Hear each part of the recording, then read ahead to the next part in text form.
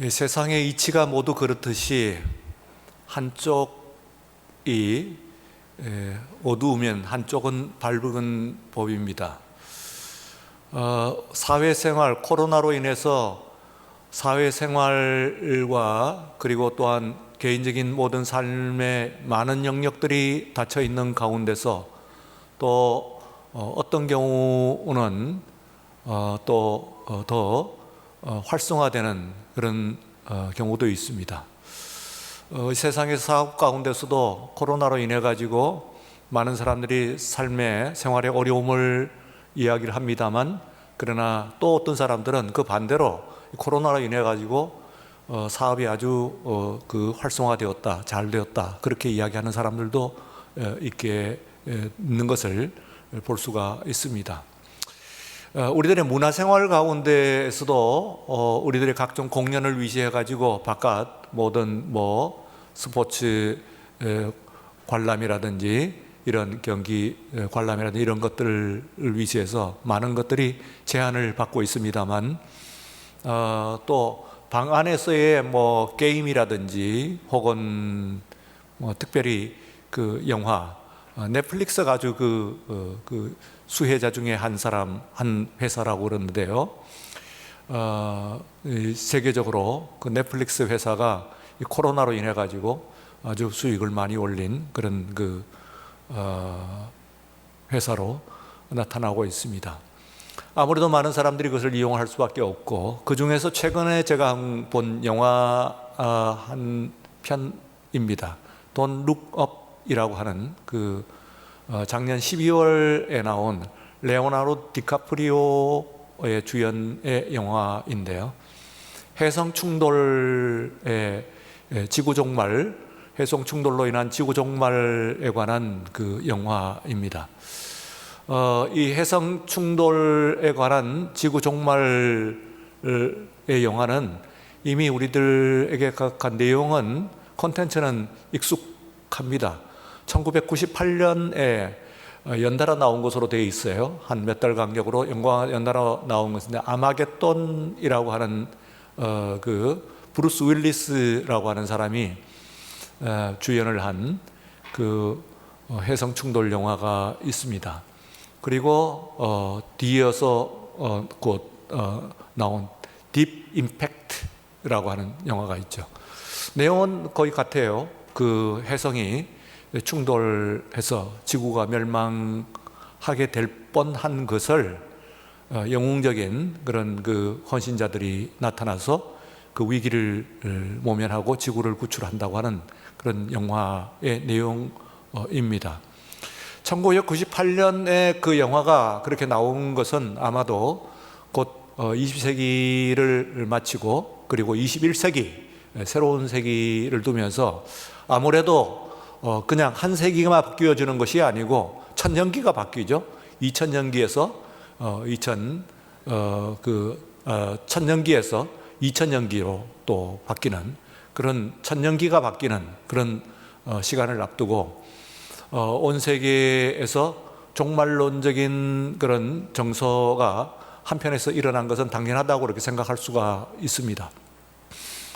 그래서 이제 이 세계가 어떻게 될 것인가 하는 그 생각들을 많이 하게 되고, 컴퓨터 체계가 바뀐다고 그렇게 이야기하기도 하고, 특별히 아주 재밌는 부분은 아주 초현대라고 생각을 하고 그렇게 했겠죠. 20세기 초반만 하더라도 초현대의 문화적인 기제라고 생각하는 영화인데, 20세기 폭스라고 하는 그 영화사가 있어요. 미국의 유명한.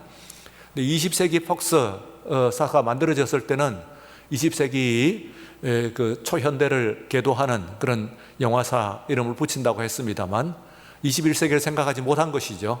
막상 21세기가 되고 나니까 이게 20세기 폭스가 옛날 구가다가 됐습니다. 구식이 되어버렸습니다.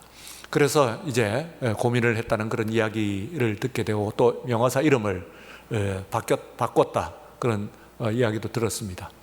어쨌든 이 1999년에서 2000년으로 가는 이 시대는 단순히 새해를 맞는 것이 아니고 특별한 그런 시대로 들어선다고 하는 종말론적인 두려움과 함께 또한 새로운 시대에 대한 희망, 이런 것들도 있었던 것이 사실인데, 그로부터 지금 20년, 22년이죠.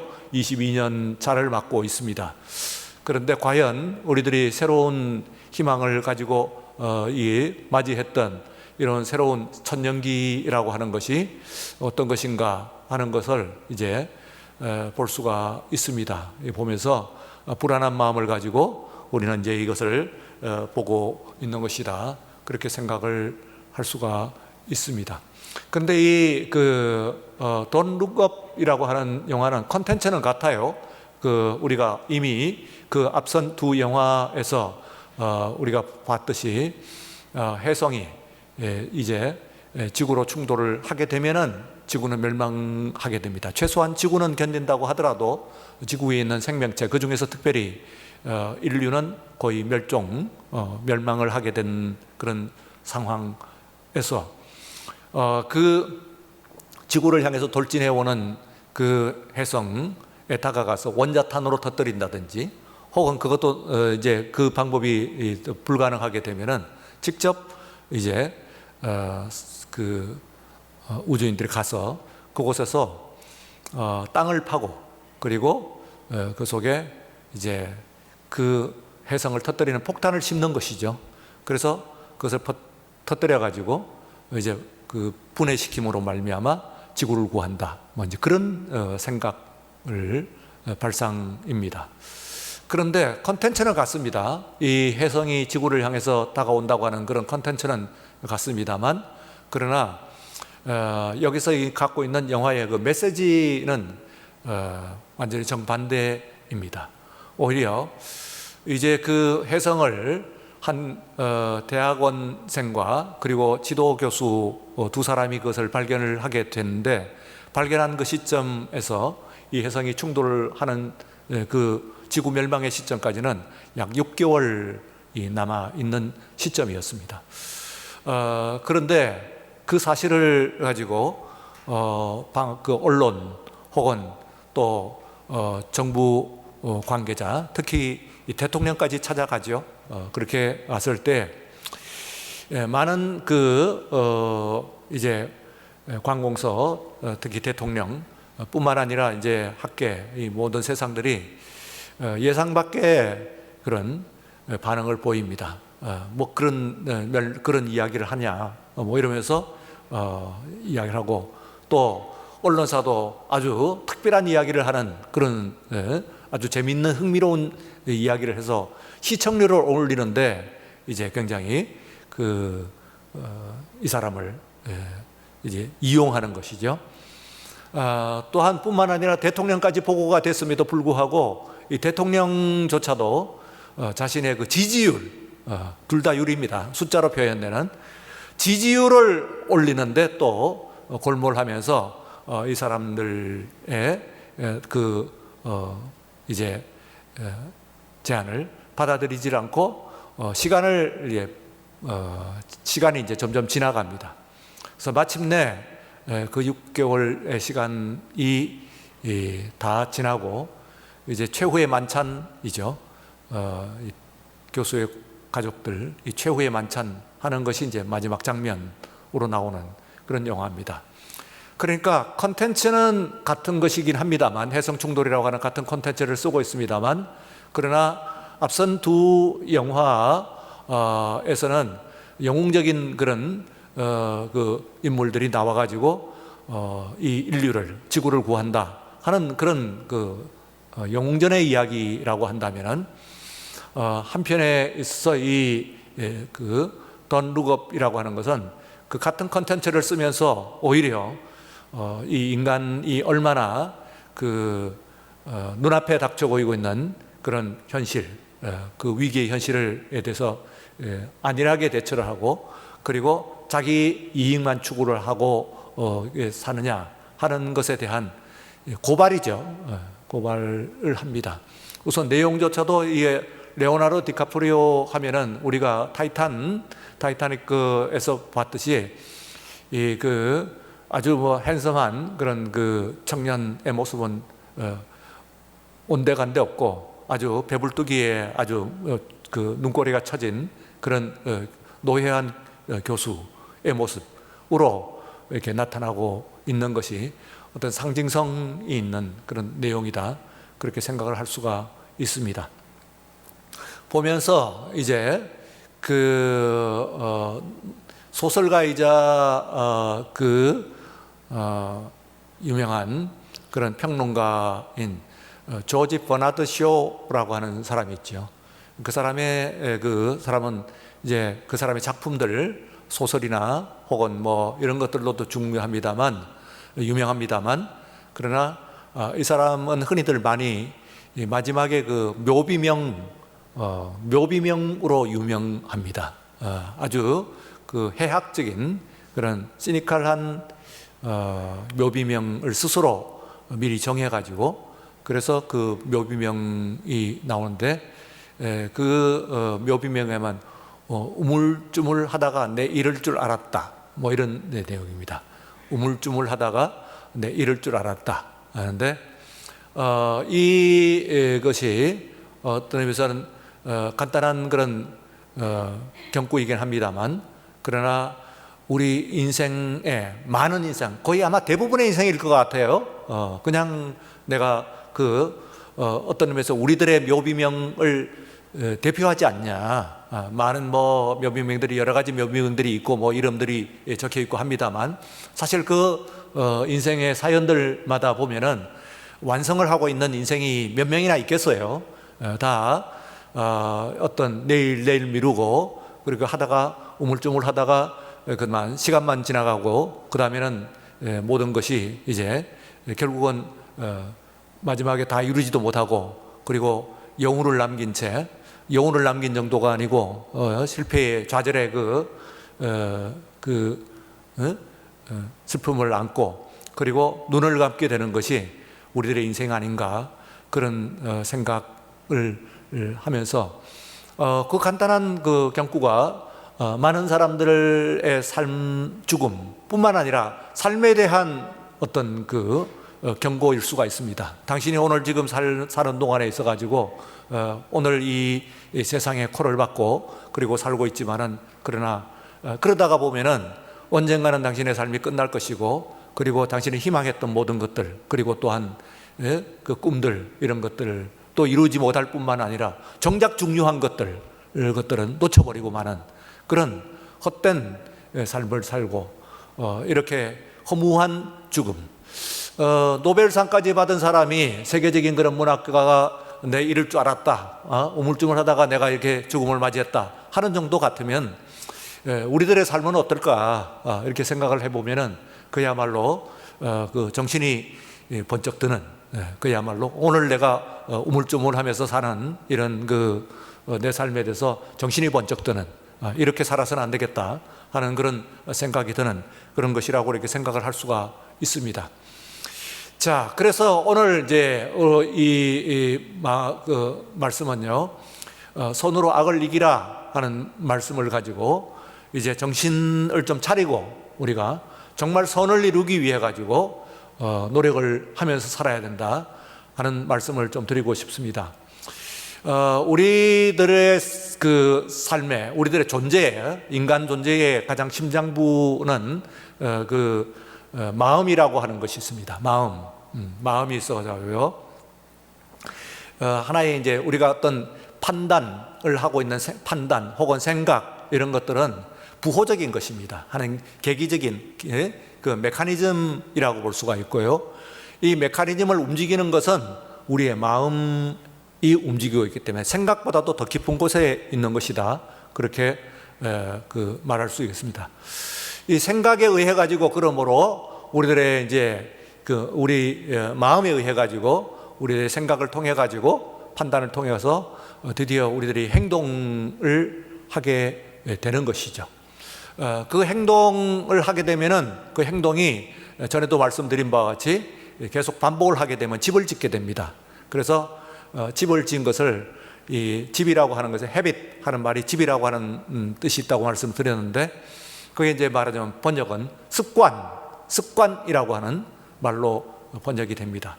습관, 이 행동을 계속해서 반복함으로 말미암아 그 행동 자체가 하나의 나의 이제 행동의 집이 된 것이죠. 내가 거하는 그런 집이 된 것입니다. 한편에 있어서 그것은 습관이라고 하는 것은 내 쪽에서 거기에 있게 되는 것이고요. 다른 사람이 나를 봤을 때는 어떻게 되냐 하면은, 다른 사람이 나를 봤을 때는 인격이라고 하는 무엇입니다. 그러니까 영어로는 이제 personality 그러는데요. person 하면 한 사람인데, 그 personality 하면은 사람이 계속해서 행동을 계속해서 반복을 함으로 말미암아 저 사람은 어떤 사람이야 하고 판단을 내리는 것을 가지고 이제 인격이라고 합니다. 그러니까 인격이라고 하는 것은 내가 이야기하는 것은 아니죠. 나는 아무리 정직한 사람이다 그렇게 얘기해도 다른 사람들이 보면서 저 사람은 부정직한 사람이야 하고 인격을 판단하면 그 사람은 부정직한 인격을 가지고 있다고 봐야 되지, 그것이죠. 다른 사람이 평가하는 나니까 내 행동과 내가 또한 반복적인 그런 내 행동을 보면서 다른 사람들이, 세상이 저 사람에 대해서 평가를 하는 것이니까 그 사람의 인격이라고 하는 것은 오랜 기간을 통해 가지고 만들어진, 반복을 통해서 만들어진 것이긴 합니다만, 그러나 저 사람은 앞으로도 어떤 행동 어떤 일이 일어났을 때 어떻게 반응할 것이다 하는 예상까지도 포함하고 있는 것이 인격입니다. 저 사람은 저렇게 부지런한 사람이기 때문에 또 어떤 일이 일어났을 때 자원해서 이 일에 대해서 이제 자원할 것이다 하고 예상을 하는 것이죠.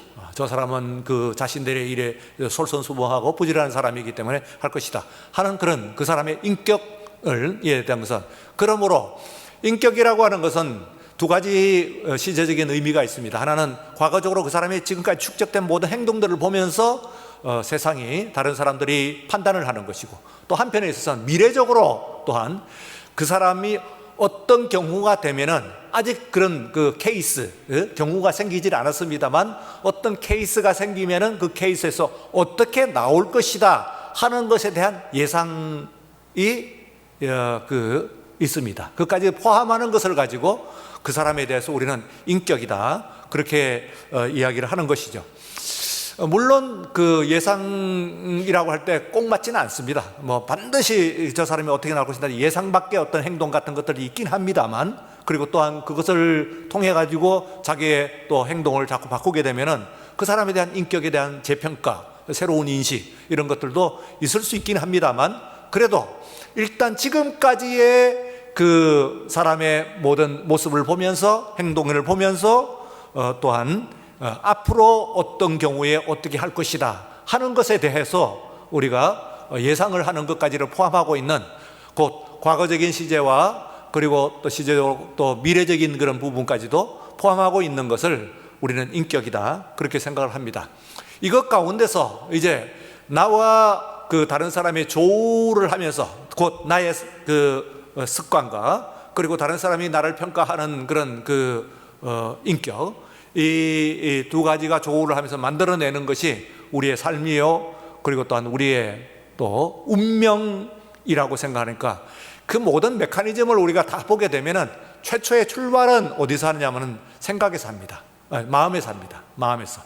그러니까 마음을 어떻게 하느냐 하는 것을 하면은 내 행동과 그 행동의 반복을 통해 갖고 나에 대한 세상의 평가까지, 그리고 결국 그로 인해 가지고 내가 어떤 인생을 살게 될 것인가 하는 것도 처음 출발은 다 어디에서 출발하냐면은 마음이라고 할 수가 있어요. 그래서 사탄은 이제 이 사실을 잘 알고 있기 때문에, 사탄은 우리의 행동 하나하나를 어떻게 하려고 하는 것은 아니고요, 가장 이제 우리의 헤드쿼터, 본부라고 이야기를 할 수 있는 우리의 마음을 장악하려고 이렇게 노력을 합니다.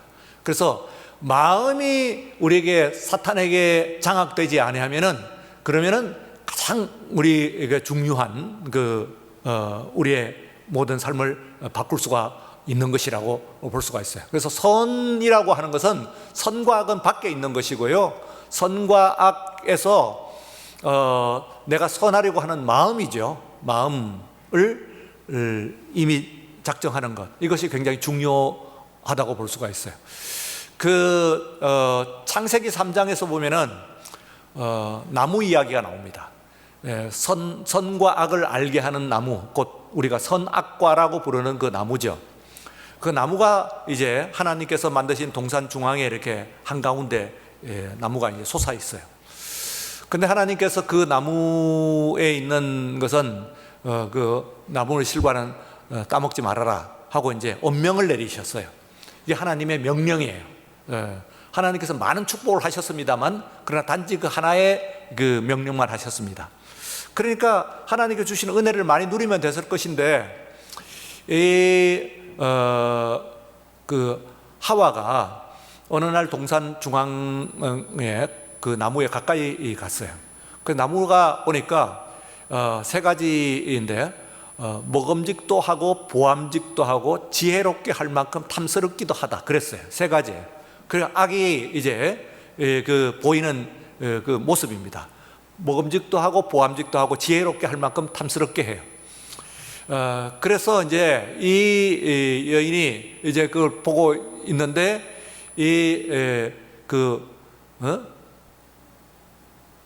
나무의 숲을 가운데 있는 뱀이 유혹을 합니다.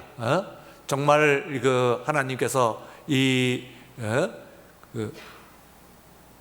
동산 거짓말에는, 모든 거짓말에는 정말이 섞여 있어요.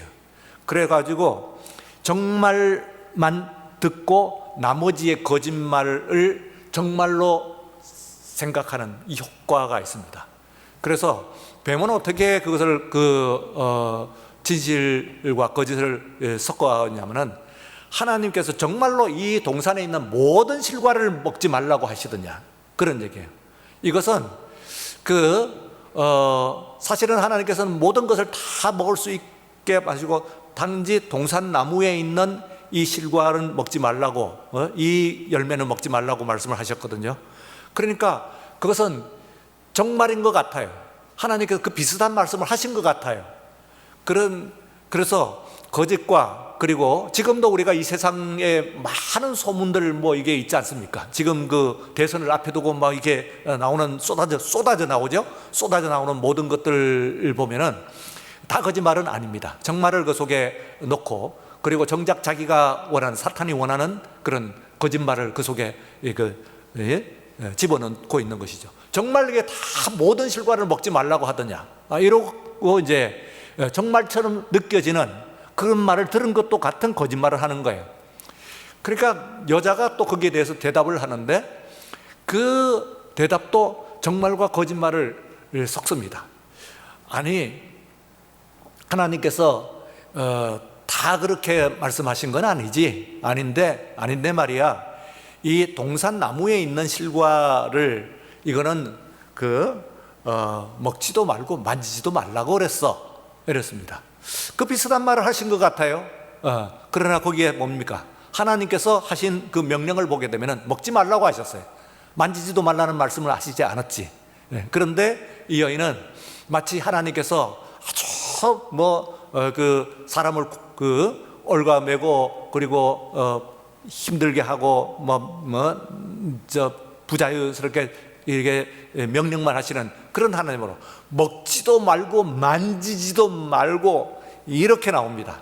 그래서 이 여인도 또한 그 열매에 대해서 거짓말을 해요. 그리고는 이제 그 여인이 이제 괜찮다 말이야. 이거 먹으면 하나님처럼 지혜롭게 하면서, 하나님께 그걸 두려워해서 나한테 그러는 거야. 이 열매를 따서 이제 먹었어요. 먹고 그 열매를 혼자서 먹지 않고, 그리고 열매를 또 따다가지고, 여분의 열매를 따다가지고 이제 혼자 남아있던 남편에게, 아담에게 그것을 갖다 주었어요. 그렇게 생각을 하게 되면 남편인 이 남자는 희생자인 것 같아요. 범죄에 말하자면 범죄인이라보다 범죄의 희생자 같은 그런 느낌이에요. 그러나 아주 중요합니다. 여인과, 그리고 또한 아담도 결코 다를 것이 없어요. 원문에 이렇게 되어 있어요. 여자가 그 열매를 주었다. 그는 먹었다 그랬어요. 남자는 먹었다 이렇게 돼 있어요. 성경의 히브리어 원문이 그렇게 돼 있습니다. 그러니까 무슨 얘기예요? 여자가 주었다. 이거 먹어도 돼? 이거 하지 말라고 말씀하시지 않았어? 이거 당신 큰일 났어. 이거 어떻게 그래? 이렇게 이야기를 했다고 한다면은 그러면 문제는 해결됐을 거예요. 왜냐하면요, 열매 자체에 무슨 독성이 있어가지고 그 열매를 먹으면 그렇게 되는 것이 아니에요. 이미 그 동사나무에 가까이 갔다든지 뱀의 그 사탄의 말을 들었다든지 혹은 그것을 보았을 때에 열매가 사탄이 말한 대로 먹음직도 보암직도 지혜롭게 할 만큼 탐스러운 그런 모습으로 보였다든지 안목의 죄입니다. 그리고 또한 손을 내밀어 땄어요. 행동의 죄입니다. 그래서 이제 생각의 죄, 눈으로 보는 안목의 죄, 귀로 듣는 사탄의 말을 듣는 청각의 죄, 그리고 손을 내밀어 갖고 따는 그 죄를 범했을 때에 이미 죄는 시작이 된 것이죠.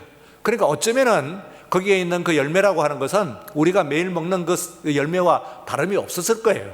문제는 말하자면 거기에 들어있던 하나님의 약속이고 또한 그 약속을 어긴 하나님의 계명을 어긴 불순종의 그 문제가 있다고 볼 수가 있어요.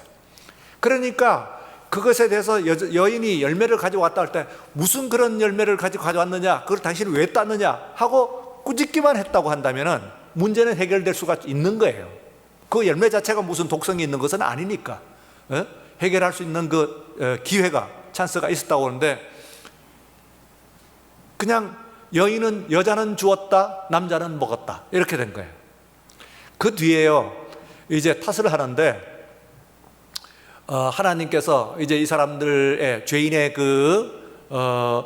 이제 죄를 지은 죄인의 증상, 나타난 증상 중에서 두 가지의 가장 대표적인 증상이 뭡니까? shame and fear라고 그랬잖아요. 수치심과 두려움이에요. 그래서 수치심과 두려움에 쌓여가지고 이제 있을 때에 누가 너 거기에 숨으라고 그러냐? 누가 내 벗은 것을 가르쳐 줬냐? 하나님께서 이해하면서 따져 물었을 때 이 사람들이 탓을 합니다.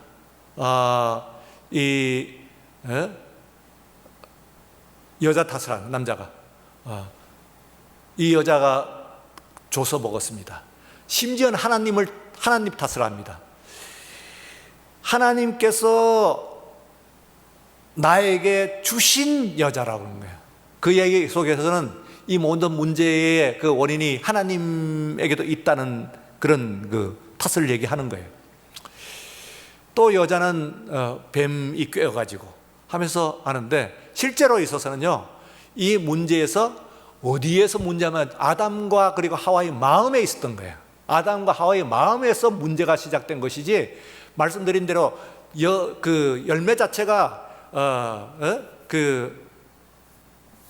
열매 자체가 어떤 독성을 가지고 있었고 그런 것을 깨닫게 하는 것은 아니에요. 이미 그 마음 속에서 그것은 이제 말하자면 열매를 따먹는 행위도로 나타난 겁니다만, 실제로는 아담과 하와의 사람의 마음 속에서 이미 그 죄가 범해진 것이다, 그렇게 생각을 할 수가 있어요. 그래서 우리들의 심장부인, 본부인 이 마음을 우리가 잘 다잡고 그리고 분명하게 하는 것, 이것이 굉장히 중요한 것이다, 그런 이야기입니다. 그래서 선은 어떤 것이냐면은 선하게 살겠다고 하는 그런 그 마음입니다. 내가 선을 하겠다. 위의 것을 찾아보라. 골로새서 말씀에서는 위의 것을 찾으라 하는데, 위의 것이라고 하는 건 뭐겠어요? 그 선한 것, 하나님의 선하심과 하나님의 은혜와 축복과 이런 것들을 우리가 위의 것에 마음을 두라는 거예요. 일단 내 마음을 위의 것에 두는 것이 중요하다, 그런 이제 말씀이죠. 또 하나는요, 그 가운데서 이제 우리가 환경 탓을 하고 지금도 내가 말이지 내 환경이 그렇지 않았다면 이 꼴이 되지 않았을 거야, 내가 이렇게 잘못되지는 않았을 것이야, 그렇게 합니다만, 실제적으로 그 안에서 근본적으로 문제가 있는 것은 마음이 문제이기 때문에 이 마음만은요 나의 것입니다. 마음이라고 하는 이 카르디아라고 하는 이 말은 뭐냐면은 이것은 정말 내 것이라는 거예요. 이것이 하나님께로, 위의 것으로 하나님께로 향할 수가 있고 사탄에게 귀를 기울일 수가 있는, 내가 할 수 있는 그 본부예요. 이걸 만약에 사탄에게 장하게 되면은 그 다음엔 모든 것이 그의 코가 꿰어가지고 모든 것을 따라갈 수밖에 없는 그런 삶을 삽니다. 물론 이제 환경이 어려운 그런 환경도 있을 수가 있어요. 이 사도행전에서 보면은요, 이제 항해 이야기가 나오는데, 처음 출발은 아시아에 있는 시돈이라고 하는, 시돈 아시죠? 두로와 시돈 하는 그 시돈입니다. 시돈에서 출발을 해가지고 마지막 목적지는 로마까지 가는 거예요. 그러니까 그 당시로는 굉장히 긴, 세계적으로 가장 긴 그 항해의 길입니다. 그 항해를 하는데 이제 그 아시아에서 가는데 이미 조짐이 있었어요. 처음에는 맞바람이라고 나옵니다. 그 27장에 보면은 맞바람이라고 하는 것은 이제 내가 가고자 하는 것에 대해 가지고 조항을 받는 것이죠. 그 다음에는 이제 아주 거센 풍랑이라고 하는 그 이야기입니다. 아주 그 내가 어려워요. 그런데 다행히 이제 안전한 그런 안식처를 찾았어요. 미항이라고 해요. The Beautiful Harbor라고 하는데 아주 아름다운 그런 곳을 찾았어요. 그런데 빨리 가고 싶어요. 그리고 이 미항이라고 하는 동네가 작아요. 그래서 좀 겨울을 나더라도 아주 사람 많은 데서 아주 뭐 호화롭게 아주 뭐 이렇게 즐겁게 이렇게 보냈으면 좋겠는데, 이 겨울 내내 이제 고생을 하면서 이제 웅크리고 있게 생겼어요.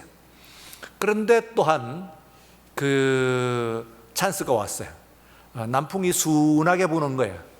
이게 잘 됐다. 기회를 얻었다 하고 이제 배를 타고 가는데, 그야말로 이제 인생길입니다. 유라굴로라고 하는, 그 말 그대로 하면 미친 바람입니다. 미친 바람.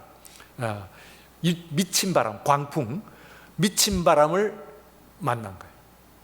그래갖고 2주간의 온갖 그 고난을 다 당하는데, 이 사람들이 그때 이제 사도행전 27장에서 뭐라고 표현하냐면, 해도 별도 보이지 않았다고, 그리고 구원의 여망이 없어졌더라. 낮의 해와 그리고 밤의 별, 다시 말하면 낮에도 구원의 가망이 없고, 그리고 또한 밤에도 구원의 가망이 없고, 구원에 남아있는 희망이 없어요. 구원의 여망이 없어졌더라, 그런 이야기입니다. 바로 그때에 이제 이 사람들이 낭망, 절망에 휩싸여 있을 때에 그 배에 타고 있던 죄수 중에 한 사람인 바울이 그들에게 소리쳤어요. 너희들 사람은 고생은 하겠지만은 한 사람도 인명의 손상은 없을 것이다 하는 그 얘기를 해요. 이건 그야말로 뭐 희망, 고생은 하겠지만은, 그리고 그 말씀에 따라서 실제로 이들이 2주간의 그 모진 고통 끝에 마침내 이제 구원을 얻게 되는, 그런, 배는 난파하고요, 그러나 그들의 생명은 모두 구출이 되는 그런 은혜를 잊게 되는 것을 볼 수가 있어요. 그때에 이제 그 바울은 뭐라고 이야기하냐면 그들의 마음의 이야기를 한 겁니다. 그 어떤 순간에 있어서도 우리가 이겨낼 것이다. 자, 우리 장로님 그 기도하신 바와 같이 이제 2년을 넘어서 3년 차 지금 코로나 시국입니다. 세상을 바라보면서 뭐 한 전쟁이 끝나면은, 작년에 아프가니스탄 전쟁 원래 들어서 아프가니스탄 전쟁이 끝나는가 했더니 그 다음에는 또 원래 들어서 지금 그 우크라이나 전쟁의 전운이 감돌고 있습니다. 실제 전쟁이 일어나면은 뭐 어떻게 된다, 뭐 온갖 설왕설래가 있는데, 이게 이제 러시아 우크라이나 전쟁으로 끝나는 것이 아니고 미국 유럽 연합이 거기에 연결이 되어 있고요. 애초에 그 전쟁 자체가 우크라이나가 유럽 연합에 그러니까 경제적으로는 그 EU, 유럽연합회, 또 군사적으로는 나토, 북대서양 조약 기구라고 그러죠. 그 나토, 그 군사 방위 조약입니다. 서구에. 뭐 러시아로 보게 되면 경제적으로나 혹은 군사적으로 둘 다 이제 말하자면 우크라이나라고 하는 이 엄청난 큰 나라가 전에는 자신들의 속국이었는데 이게 말하자면 적국이 되는 거거든요. 적대적인 세계니까 가만히 있을 수가 없다. 이러고는 이제 푸틴은 푸틴대로 지금 덤벼들고 또 미국은 미국대로 또 독일도 가만히 있지 않을 것이다. 만약에 당신 나서면은 그러면은 그만한 대가를 치를 줄 알아라 하고 음포를 놓고 있는데 그러면서도 뭐 이미 이제 다른 이미 전적인 기운이 올라오고 있다 그런 이야기입니다. 우리하고 먼 것 같습니다만 지구라고 하는 것은 이제는 지구촌이라고 이야기하는 데 다 얽혀 있는 네트워크이기 때문에 결국은 영향을 미칠 것이고 그리고 세계가 또 세계적인 전쟁에 또 돌입하게 되는 그런 상황을 우리들이 눈앞에 두고 있는 이런 새해입니다. 그러나 오늘 이 시간 여러분들에게 말씀을 드리는 것은 아무리 우리들이 그 세상이 일하면서 코로나는 코로나대로 또 전쟁대로 또 여러분들의 개인적인 그런 모든 것에서 녹록지 않은 그런 여러 가지 문제들이 있다고 하더라도 오늘 우리들이 선한 데 마음을 두고 내가 하나님께 선한 마음을 가지고 선을 추구하는 그런 그 마음만은 절대로 사탄에게 뺏기지 않고 여러분의 마음을 분명히 그 위의 것을 찾고 그리고 거룩한 것, 선한 것에 마음을 두는 그래서 이 구원의 여망이 없는 세상 가운데서도 하나님께서 주신 은혜와 축복을 회복하고 그리고 또한 새롭게 나가시는 여러분의 한 해가 되시기를 주의 이름으로 축원합니다. 거룩하신 하나님 아버지 감사합니다. 복되고 거룩한 주일 그리고 또한 새해의 희망으로 우리들을 열어주셨습니다. 하나님 3주가 지났습니다만 그러나 우리들의 귀에 들리는 그리고 눈에 보이는 모든 것들은 암울하고 그리고 캄캄한 그런 상황 가운데 있기도 합니다. 그러나 그 어떤 가운데서도 우리의 마음만은 사탄에 빼앗기지 않게 하여 주옵소서. 분명히 하나님 위의 것을 찾고 우리 하나님을 향하여 나갈 때에 우리 모든 사람들이 구원을 얻을 줄로 믿습니다. 이 한 해를 통하여 축복을 하여 주실 줄로 믿습니다.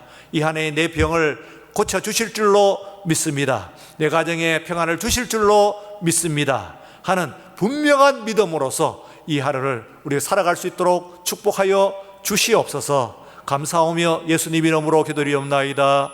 아멘.